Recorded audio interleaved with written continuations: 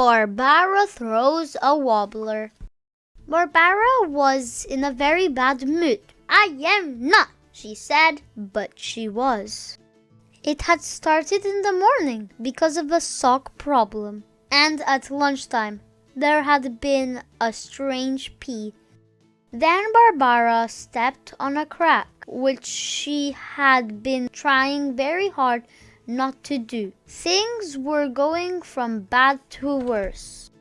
Her friends were frolicking in the park. Hi, Barbara, said Martha. Come and play, said Otto, but Barbara didn't feel like a frolic.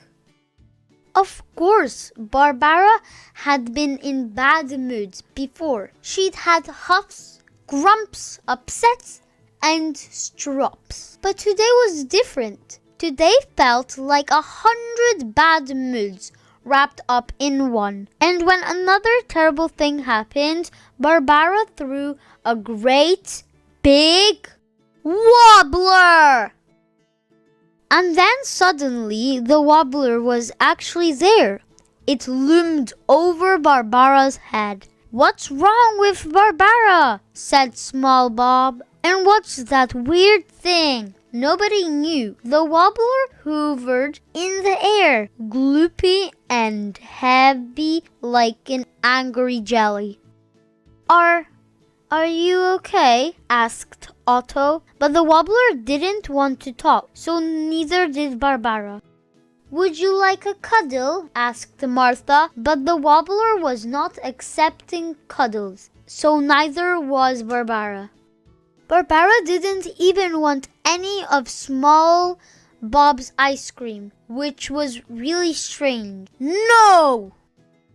The wobbler grew and grew and grew. Soon it was the only thing that Barbara could see or feel. She shook her fists and gave a great big yell. But the wobbler wasn't going anywhere. What if I'm stuck here forever? Thought Barbara.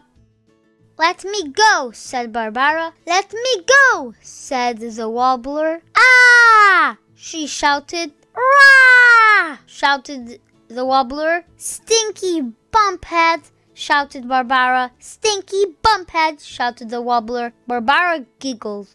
Stop copying me, said Barbara. I can't help it, it said. I'm your wobbler. You made me. I made you? Asked Barbara. Yes, said the wobbler cheerfully. You were really upset and angry and sad, so here I am. Barbara had a think. It had been quite a day. Then she thought some more and said, well, if I made you, can't I unmake you? Of course, said the wobbler. You're in charge. So Barbara took a deep breath and started to squish the wobbler down. The wobbler got smaller and smaller and smaller until Barbara could hold it in her paw. Goodbye, you strange little thing, she said. Oh, don't worry, chirruped the wobbler. I'll be back before you know it. And with a pop, it disappeared completely. Barbara saw that her friends were waiting for her. Are you okay? Asked Martha. I had a massive wobbler, said Barbara, but now I feel much less wobbly. Barbara was now accepting cuddles and ice cream.